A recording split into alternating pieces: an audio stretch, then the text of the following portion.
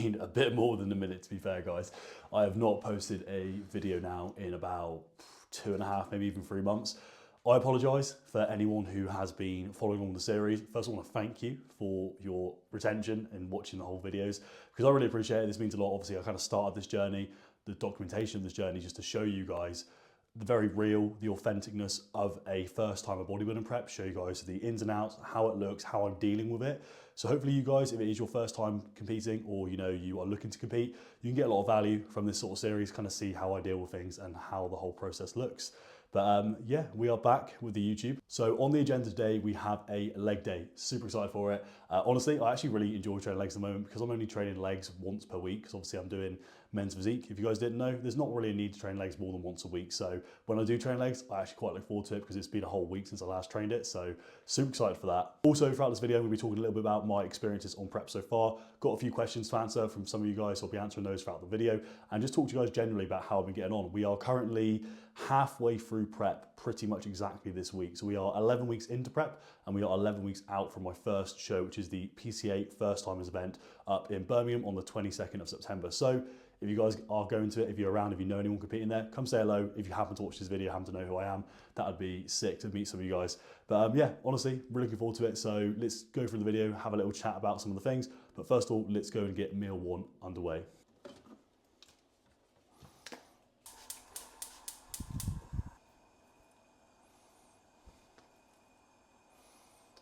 Right, so meal number one. Now this is a champion meal. I've had this literally the whole way through prep. Even in my off season we were having this as well. So it is 4 bacon medallions, 1 bagel, still on the normal size bagels, not the bagel thins, thankfully. And then with that as well, we're also having 2 eggs. So it makes a very nice little breakfast bagel, egg sandwich, whatever you want to call it. So yeah, that is meal number one. Gonna go ahead and chef the rest of this up now, and then we'll get the day started.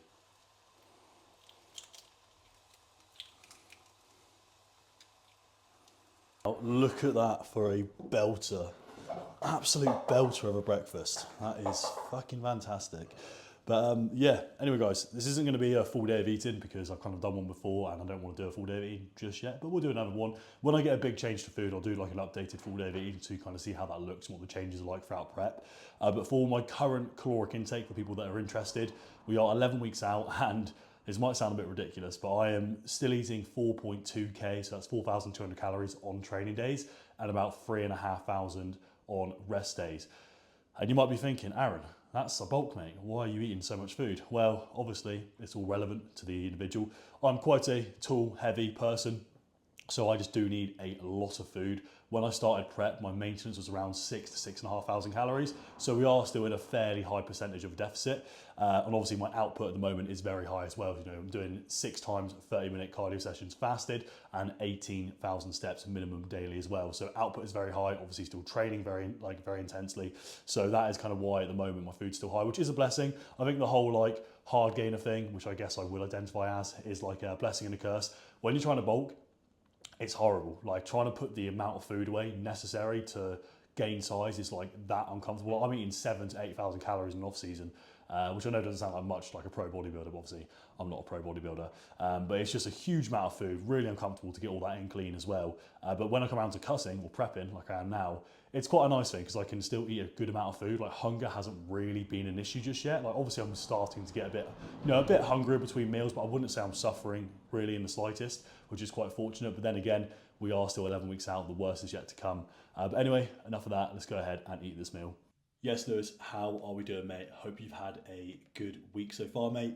Thank you for your check-in. Let's get straight into it. We started sort of around 192 pounds, and now we dropped down sort of an average of 190. Now we're dropped down to an average of sort of 180. So we're averaging really nicely, mate. The weight loss is looking fantastic, and that is reflected directly in the visuals too. Laid it out really well, mate. So obviously making sure in the morning we're trying to prioritize the majority of our fat intake first thing in the morning. This is going to really help for just immune system function. Hormone regulation first thing in the morning is going to be crucial for you, and just really kind of getting the fats out of the way so that they're not sitting in the stomach when you get around to training. So when you're training in the evening, which I think you're training predominantly in the evening at the moment, we are optimizing and really utilizing all the carbohydrate intake. So I want the majority of carbohydrates, mate, to be, like slap bang around that sort of training window. So I want loads of carbs, obviously a little bit of carb X still, maybe dropping down to 10, let's say 15 to 25 grams intra-workout still, and then obviously a good carbohydrate source post-workout as well. So that's when I want the majority of carbs. Protein intake, just spread it out evenly throughout the day. Because the idea, mate, is the leaner you're going to be when we start prep, the better you're going to look. It's a very direct correlation, mate. So the leaner you are, the better condition you're in when you start prep, the better prep's going to be for you, mate, and the easier it's going to be on you as well in terms of losing body weight and maximising muscle retention. So that was a little sneak peek of what my weekly check-in process looks like for the team. So if you guys don't understand how coaching works or are quite new to coaching, every week, normally what happens is you submit a weekly check-in whereby you submit progress pictures along with a check-in form that I'll get back to the client with a very in-depth, detailed video highlighting the progress of that week, then talking about the things we're going to implement for the plan of action to the following week, and just kind of highlight the progress overall and make any changes that we need to. Coaching is something that I've had the privilege of doing now for the last few weeks full time, and I honestly absolutely love it. I've been coaching in general for about the last 5 years, and honestly it's just, I love it. Like, I don't even have to think about it. It doesn't feel like work at all. I just enjoy doing it, and I'm so lucky to work with such a good group of people who are all aspiring to have their own sort of fitness goals, whether it's just to lose weight and get ready for summer, or I've got a few people now looking to compete this year and next year as well. So I'm actually prepping one client at the moment, a girl called Lois, and she is on prep. She's 9 weeks out currently from a PCA event in Wales on the 1st September. So she's actually competing before myself as well, which is quite cool. So really looking forward to that. Should be super exciting. So I'll be documenting that process as well on here and on my Instagram. If you don't have an Instagram, I'll put it on screen now. I'm much more active on there, probably my most active social media. I do have TikTok as well if you want to follow that, but I don't really post much on that. I'm trying to get better at it, but you know, short form content isn't really my thing. I prefer the long form. This is what I love doing, the YouTube videos. What I wanted to cover in this video, one thing I wanted to talk about was a few questions kind of regarding how prep has been so far, how I've been finding it, the difficulties, the good things. And one of the questions I got asked by one of my good friends and someone who commented on my question box, on my story that I put up for this video, is what's the hardest thing about being on prep so far? What have I found the most difficult? And honestly, I think other than the obvious ones like being a little bit more hungry, maybe a bit more irritable, a bit more tired. Obviously, those are all expected. They're going to come right. I think one of the hardest things I found so far is having to say no to people, having to say no to family and friends for social events. And I'm normally a very sociable person. I love getting out. I love meeting the boys, you know, down the pub for a couple and just being in that sort of environment and just being around good people and good friends who I value a lot. And having to say no to people is quite difficult. Like, don't get me wrong, like I'm not necessarily missing out on the going out or doing these activities. It's more missing out on the social event and the occasion with these people. So I'm thankful enough to have a good group of friends around me who are all involved in fitness and they all understand why I'm doing these things. Obviously I'm on prep and they all understand what needs to be done, the sacrifice you have to make to get a good result. But that's probably the hardest thing I'd say so far is having to say no to people. So I would say if you're looking to prep or you're starting prep, maybe you're on prep already, then make people aware, your family and friends in particular, people who are close to you, spend a lot of time with, what you're doing and what to expect. Obviously, they might not be in the industry, they might be in the scene, they might not know what it entails, but you can give them like a brief overview, kind of how you're going to be, the things you have to say no to, and generally they're going to be quite understanding. You know, the people around you should be quite supportive of your goals and the bigger picture. If they're not, then they probably shouldn't be around you that often. Yeah, I'd probably say that's one of the most difficult things at the moment for me is having to say no to people, because I love going out, I love talking to people, I love being around my friends, and it's difficult at first, but you know, I've always been very into my fitness and my routine and my structure, so it wasn't a huge adjustment, just having to say no to a few more plans and spend a lot more time alone. I think this is why people often talk about prep is quite isolating. I'm really starting to feel that now, and I know I've got people there, I can reach out to people and it's fantastic, but when you don't have someone else going through this or not close people who do this sort of thing, it can feel quite isolating. You can feel a little bit misunderstood, which I think is quite common. And talking to some of my friends and other people that have competed as well, they've all definitely felt this. I mean, prep can be a very lonely and isolating thing, but I think you've got to remember is, you know, you're putting yourself in this situation, right? Like, you've chosen to do this for a reason. So just kind of remembering it's only temporary and you will be able to enjoy these things again and enjoy your life after all this kind of goes away. But it's all about delayed gratification, right? Making the short-term sacrifices, the instant dopamine hits, and sacrificing those for the bigger long-term result, which is ultimately going to give you more satisfaction. So that's something I remind myself every morning is delayed gratification. The goal is greater than the sacrifice. But anyway, that's enough talking. We have a leg day due in about an hour and a half, so I'm going to go eat my pre-workout meal now, and we're going to head over to the gym.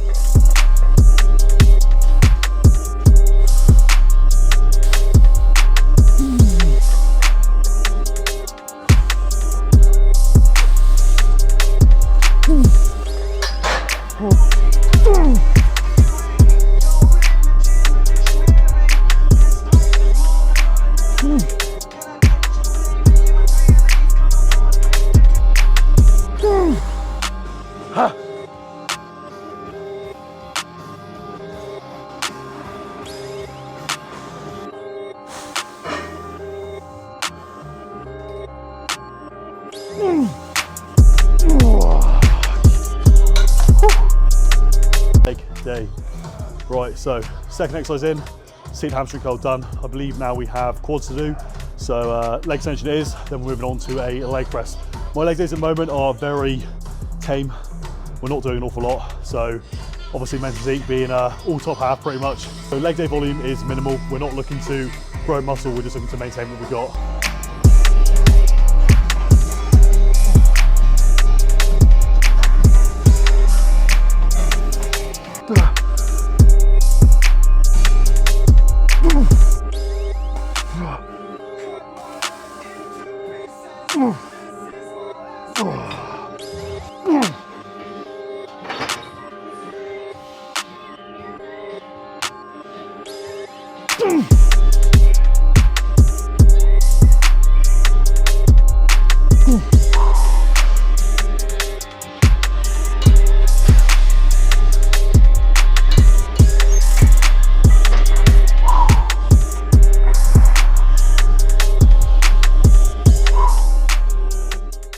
Right, and we are back in the office. What a leg day. That was good. Leg days are pretty tame at the moment, like I said earlier. Like, we're not doing a lot. Like, it does seem a little bit counterproductive. And I'm going in there just to do a couple sets of hamstrings, set of quad extensions, set of leg press, bit of calves. But it's just maintenance at the end of the day. Like, we're just trying to maintain some sort of muscle mass in the legs. We're not looking to grow them or develop them as such, because obviously they're not on show. So it's a bit counterproductive in the sense of obviously training them for that purpose. But nevertheless, good session, enjoyed it, always enjoyed training regardless, so that is all good. Anyway, I picked up some supplements. I'd love to say this is sponsored, but unfortunately it's not. However, I did get these from Variety Sups down in Bournemouth, so if you are South Bournemouth, Southampton, located down this way, then check out Variety Supplements in the Triangle in Bournemouth. Honestly, this isn't sponsored in the slightest bit, like I wish it was, but it really isn't. Honestly, incredible store. Like, everyone is super sound in there who works there. Prices are just insane as well. Like, honestly, the reason I go here, the reason I don't buy online is because the prices are so good that, like, it's only down the road from me. It's not too far. It makes sense just to go here and buy them because I don't have to pay for shipping. And the prices are so good. Like, for example, cream of rice, trained by JP, sticky toffee pudding is goated, by the way. I'd say this, triple chocolate, cookies and cream, and salted caramel are my top 4 trained by JP cream and rice flavors. Let me know what yours are in the comments below. I'd be interested to try a few other ones, to be fair. I know Performer doing cream and rice now. I know Complete Strength do a good one. So let me know any recommendations. I'll be happy to try out some more. As for this, it is £16. £16.95, so £17 to be specific. And online, you're looking at like £18, £19 plus £4 or £5 shipping. So for 16 quid, like, it's not bad, you know, it's not bad at all. So cream of rice, obviously we have that every day, 130 grams at the moment, pre-training as the goated pre-workout meal. So highly recommend giving it a go. Oh, next up, you know what? I caved because I haven't had pre-workout or like a stim pre-workout since before prep, right? So it's been a while since I kind of had a pre-workout. I was using a non-stim. What was I using? What was it? A Rambod's pre. I don't know what it's called. I'll throw it on screen if I can remember what it's called. But I was using a stim-free one, which was really good. But now we are in the depths a little bit of prep. We're not on the depths yet. I may have just used it as an excuse to buy it. But MB Pre 2.0 is probably one of the best pre-workouts on the market at the moment by Innova Farm. Fucking strong. Like, the serving size is half a scoop, so that just kind of gives you a perspective there on how strong this is. I think it has DMAE in it.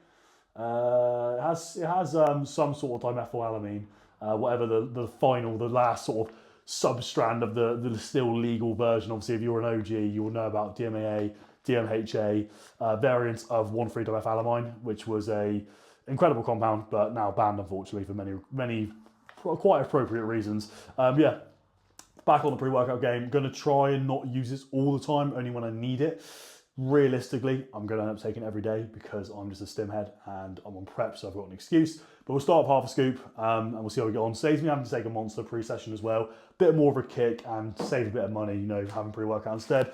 Other things we've got, I believe we just picked up some EAAs, trained by JP. You can get EAAs like in any form, every company. I just use trained by JP because the flavors are nice. So we've got the Sour Peach King. Have this, 15 grams intra-workout at the moment. EAAs are one of those things like, do you need them, do you not? Probably don't need them. Definitely can be utilised quite nicely in a deficit, I feel like, when obviously overall caloric and protein intake is lower. So having intra amino acids or even just amino acids spread out across the day, I do feel helps with uptake of protein, but it's not necessary by any means. Like, it's just an additional thing. My coach tells me to have it, so obviously we follow the plan, right? So we've got those two in there. Lovely stuff. Also picked up some of this like 0 calorie flavor drops to put on coffee, and like also put it on my what's it called? Fucking mate, honestly, prep is getting to me. On my yogurt, that's in my final meal day. My yogurt, my berries. I'll put a little bit of this in, a bit of salt, toffee caramel, sorry, to add a bit of flavour in. 0 calorie, like does the job on prep. And they also sent me some freebies. How lovely! We've also got on here like a pre-workout of some sort by Reflex. Got a few Reflex frees. I haven't seen this brand before, but it looks quite cool. It's looking like it is. How much caffeine is in this? About per serving, looks about 350 megs, which is a good amount of caffeine. Like, not bad, to be fair, 350. So I'll try these, give you guys a little shout on the next video. And also got some Critical Whey white chocolate bueno flavour, so I'll try this one as well. I like having these little sachets on the go. I keep them in my gym bag, and if I'm ever on the go or I'm out, I'm travelling, I just need to get some protein or some pre-workout, I've obviously got them on me, so I kind of stash up on these a little bit whenever I need them. But anyway, kick this shit out of the way. Now I just thought I'd show you guys that because I'm at that supplement store like every 2 weeks, so obviously got to get the little top up done. I just realised I've probably been rambling for way too long, so let's finish the video by answering one last question regarding prep. And that question comes in from a follower of mine who asked, when do I know if I'm ready to start prep? Fantastic question, really good question actually, and something I feel like doesn't get asked that often, which is quite interesting. So when should you start prep? There's never a right time, okay? And I think from my perspective, again, this is just my opinion, you're never going to feel ready to do this. You're always going to want to be bigger. You always want to have better shape, better condition. You're never going to feel 100% ready. Like, I could have waited for another year or two and I probably would still be in the mindset of, oh, I'm not big enough. I'm going to get, I'm going to get out competed. Like, I'm not going to be good enough to like place on stage. Obviously it depends. Like, if you're new to this still and you need to grow in order to be competitive and you want to be competitive on stage, then yes, you should probably hold off a little bit. You should probably spend some time in a gaining phase, in an off season, growing muscle tissue, because obviously you don't grow muscle in prep generally. So, you should spend the time appropriately in an off season to grow some quality muscle tissue. So when you do prep, obviously you have more muscle on your physique to display. However, I'm personally a believer of just do it. Like, if you don't want to be super competitive and you just want to try it and you just want to dip your toe in the water, you've been training for a few years, you like the idea of bodybuilding, you enjoy the regimen, the structure, the routine of it. And I think if you enjoy that, like for myself, for example, I'm not competing because I love competing. I haven't done it before. I don't even know if I like it. I'm competing because I just genuinely love this lifestyle. Like, getting up every day, fasted cardio, hitting my steps, my nutrition being on point. I look amazing, feel amazing, just everything is fucking great. My work output is more effective and more efficient than it ever has been. I love this lifestyle, and competing happens to align with that goal. So they go hand in hand, that is why I'm getting on stage.